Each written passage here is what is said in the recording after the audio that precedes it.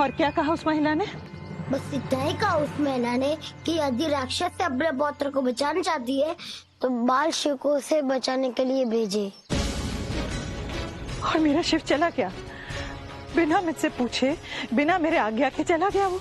माता, मेरा मित्र बहुत दयालु है, उससे किसी का कष्ट देखा नहीं जाता। पर वो मेरे कष्ट को क्यों नहीं देखता? अपनी माता की पीड़ा को क्यों नहीं समझता?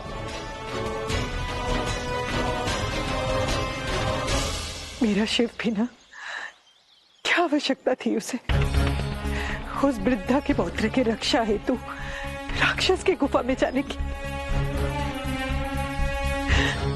देखा मुझे, कहाँ है वो महिला? आइए माता।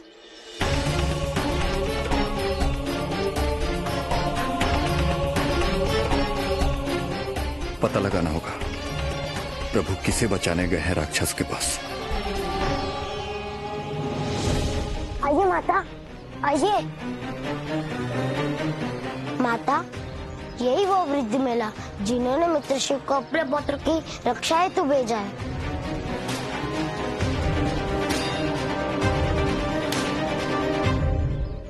कहाँ भेज दिया आपने मेरे पुत्र को? किस राक्षस के पास भेज दिया? मैंने आपके पुत्र को कहीं नहीं भेजा है। मैंने मेरे प्रभु, मेरे आराध्य महादेव को भेजा है, मेरे पौत्र की रक्षा करने के लिए। यदि शिव आपके आराध्य है और आप शिव के भक्त हैं, तो ये आपको ज्ञात होना चाहिए कि अब शिव मेरे पुत्र है और किसी भी माँ के लिए उसका पुत्र कितना अमूल्य है, ये आपको पता होना चाहिए। आपके पौत्र की सुरक्षा के लिए मेरे पुत्र को संकट में डाल दिया। आप महाशक्ति है, त्रिदेव की माता है। संसार के संकट हारने वाले शिव पर कोई संकट आएगा? आपके द्वारा ऐसा कहना अकल्पनीय है, अविश्वसनीय है। महासती से पहले मैं एक माँ हूं। मेरा शिव बहुत भोला है। सांसारिकता और व्यवहारिकता का उसे कोई ज्ञान नहीं है, और ये संसार उसके इसी भोलेपन का लाभ उठाता है। मैं आपसे पूछती हूँ, यदि आज मेरे शिव को कुछ हो गया तो उसका उत्तरदायी कौन होगा? मैंने ये सब जानबूझकर नहीं किया है देवी। जब मुझे पता चला महासती अनसुईया ने अपने तपोबल से केवल शिव को ही नहीं, ब्रह्मा और विष्णु को भी बालक बना लिया है। हम दिशा भ्रमित हो गए हैं। आप हमें अत्रि ऋषि के आश्रम का पता बता देंगे? हमें वही जाना है। तुझे सौंपने के लिए इसका अपहरण नहीं कर रहा हूँ मैं, उस बाल शिव को अपने पास बुलाने के लिए कर रहा हूँ।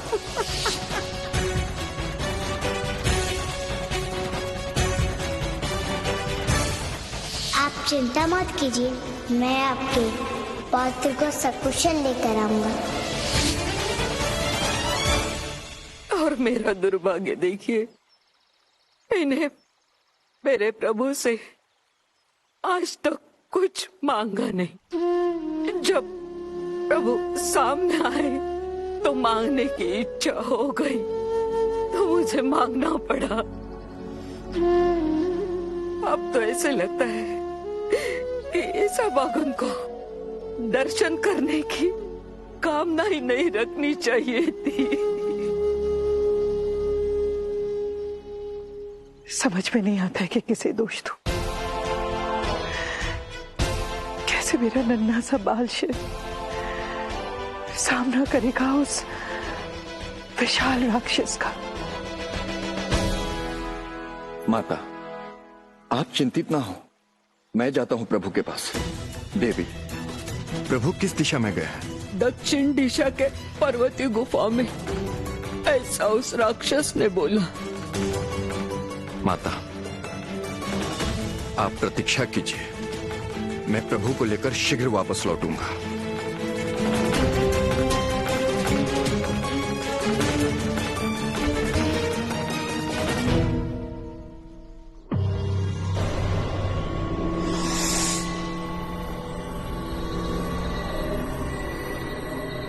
यही वो गुफा है जहां मेरे प्रभु आए हैं।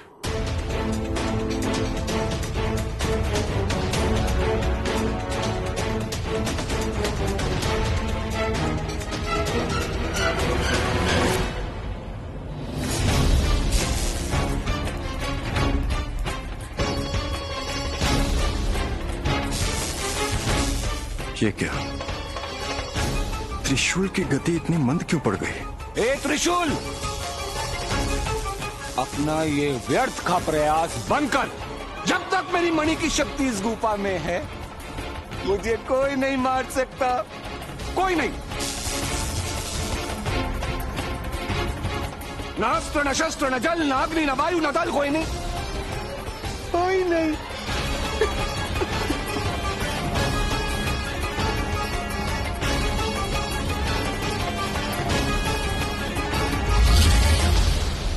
अब ठहर तू।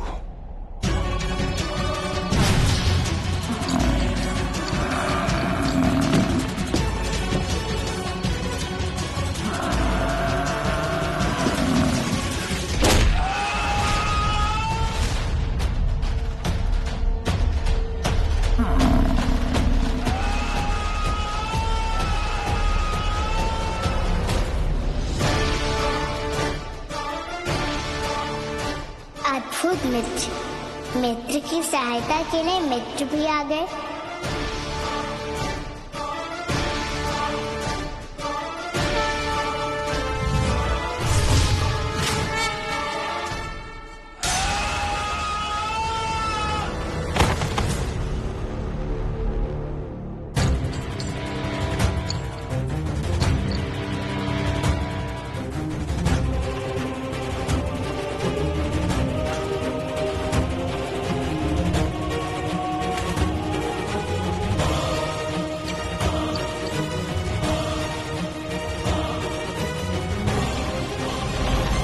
महादेव, वो भाग रहा है। यदि यह दुष्ट जीवित रह गया तो हम जैसे बालकों पर सदा अत्याचार करता रहेगा, माताओं को पुत्र वियोग का दुख देता रहेगा। इसका वध कर दीजिए प्रभु। नहीं सुकर्ण, पेट दिखाकर भागने वालों पर प्रहार वीरों के धर्म के विरुद्ध है सुकर्ण। चलो, तुम्हारी माता तुम्हारे लिए प्रतीक्षा कर रही होंगी।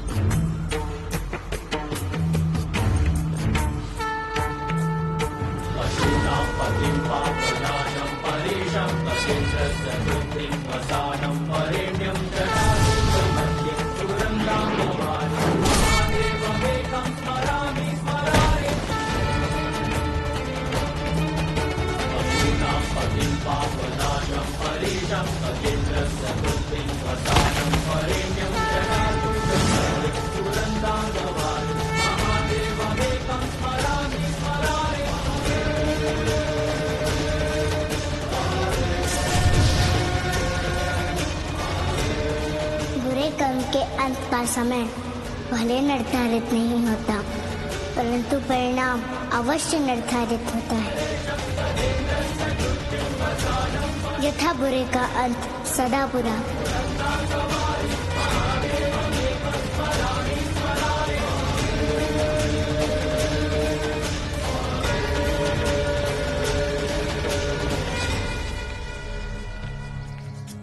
मेरे पौत्र को प्रभु कब लेके आएंगे? जिस तरह आपको अपने पौत्र के लिए चिंता हो रही है, उसी तरह मैं भी अपने पुत्र के लिए चिंतित हूँ देवी। आप तो त्रिदेवियों की माता है सती अनुसया। आप मेरे समान मानव देहधारी नहीं हो। आप चिंतित मत होइए। देवी, संसार के समस्त जीवों में मां का रूप, स्वरूप और स्वभाव एक ही होता है। सब में एक ही धारा बहती है, ममता की।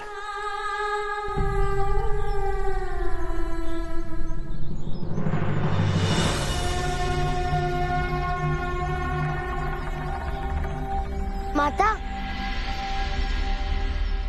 मित्र शिव आ गया।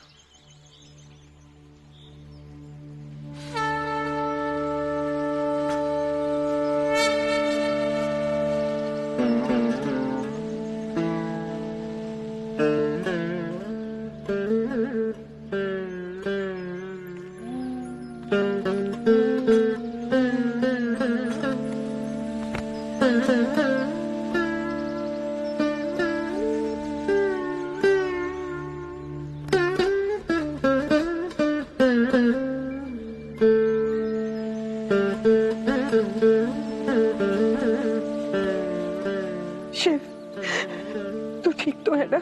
हाँ माँ।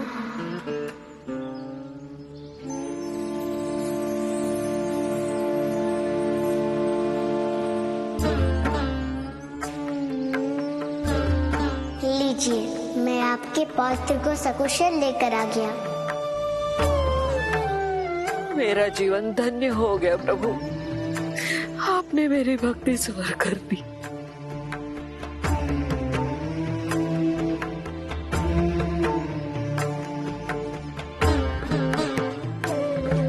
चलिए माँ। प्रभु, इस अभागन भक्ति और एक कामना पूरी कर दीजिए।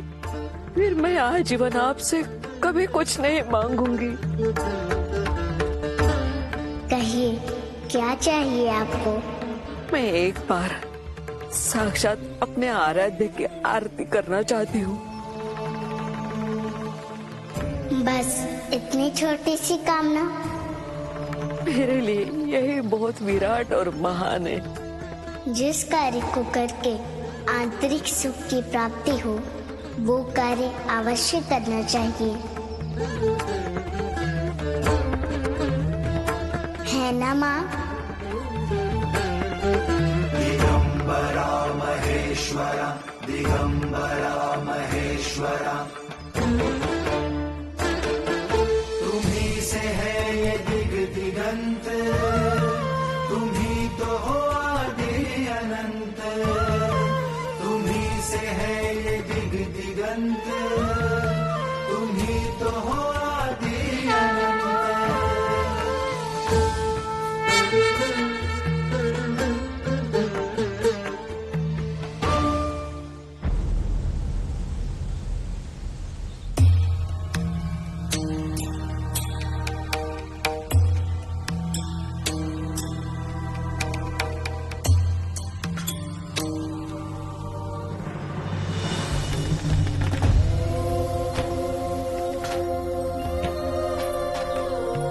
स्वागत है आपका मित्र। क्षमा प्रार्थी हूँ, आपको प्रतीक्षा करनी पड़ी।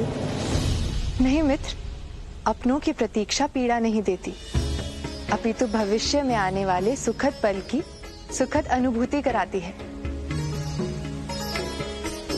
मैं कथा आरंभ करती हूँ। हाँ मित्र, शीघ्र। आइए विराजिए, आओ मूल, आओ। कथा आरंभ करते हैं। हाँ मित्र, अवश्य। जब सती ने शिव को मुस्कुराते हुए देखा तो उसके पश्चात क्या हुआ था? उस दिन पहली बार सती ने शिव के मुख पर मुस्कान देखी थी।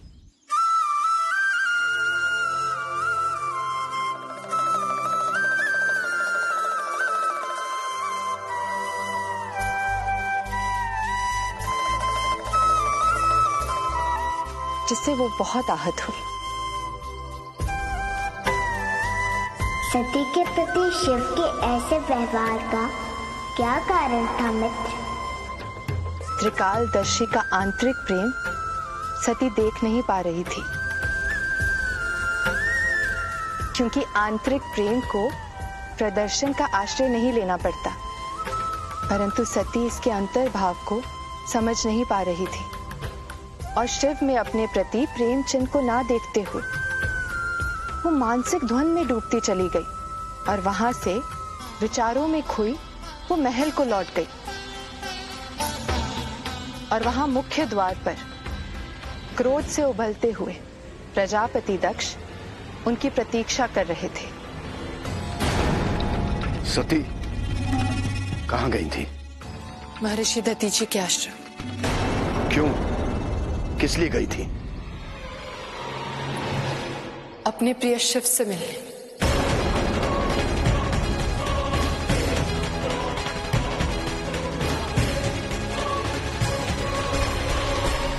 मेरे मना करने के उपरांत और ये जानते हुए कि उससे हमारा वैर है। परंतु मुझे तो उनसे प्रेम है पिताजी। सती, सती, क्रोध ना करे प्रजापति। सती और शिव एक दूसरे के निमित्त हैं। ना पृथक थे ना पृथक होंगे। इनके मिलन में बाधा बनना अनुचित है, अपितु अपराध है। अपराधी तो वो कपालिक है जिसने अपनी मायावी शक्ति से मेरी पुत्री को अपने वश में कर लिया है, विद्रोही बना दिया है। क्षमा करें पिताश्री, प्रेम करना विद्रोह नहीं है, और यदि आपकी दृष्टि में प्रेम अपराध है और प्रेमी विद्रोही, तो मैं विद्रोही हूं मैं विद्रोही।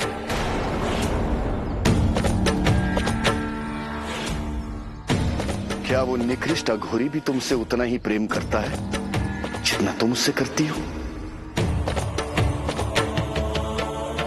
स्पष्ट रूप से नहीं जानती, परंतु मैं उनसे प्रेम करती हूँ, ये स्पष्ट रूप से जानती हूँ पिताश्री।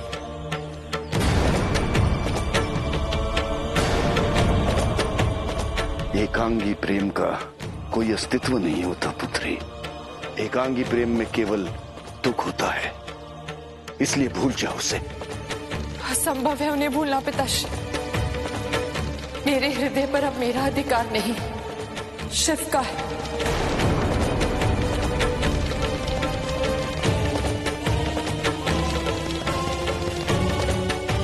मैं सौंप चुकी हूं उन्हें अपना हृदय। मैं तुम्हारे उस हृदय को स्पंदनहीन बना दूंगा, क्योंकि प्रजापति दक्ष को न विद्रोह पसंद है और न ही विद्रोही।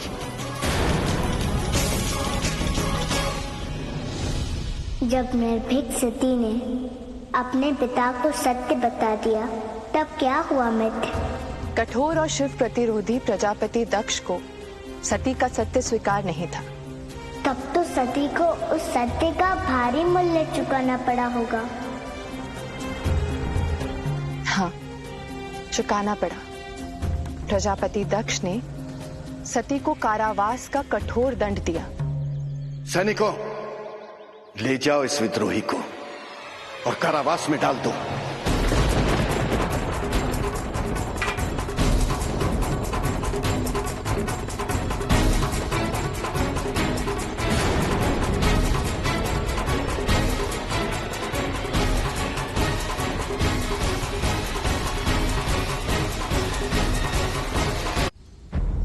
सती अपने शिव के लिए वो सारे मूल्य, सारे कष्ट उठाने के लिए तैयार थी। तब क्या शिव तब भी कठोर बने रहे?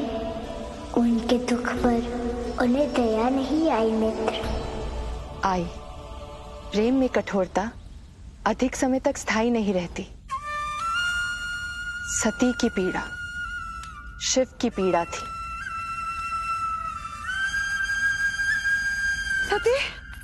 सती मेरी पुत्री। क्षमा महारानी, प्रजापति दक्ष का आदेश है कि राजकुमारी सती के समीप कोई नहीं जा सकता।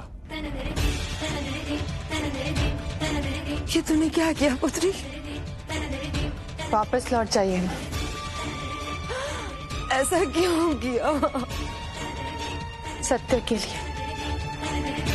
मैंने हृदय से जो अनुभव किया, जिसे संपूर्णता से अपना माना, उसे कैसे छुपाती मां?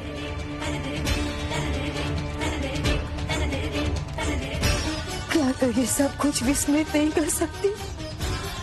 क्या तो भूल नहीं सकती? तेरा ये संबंध एक बहुत बड़े महाविनाश को जन्म देगा। मैंने तो मात्र प्रेम किया है मां। प्रेम प्रेम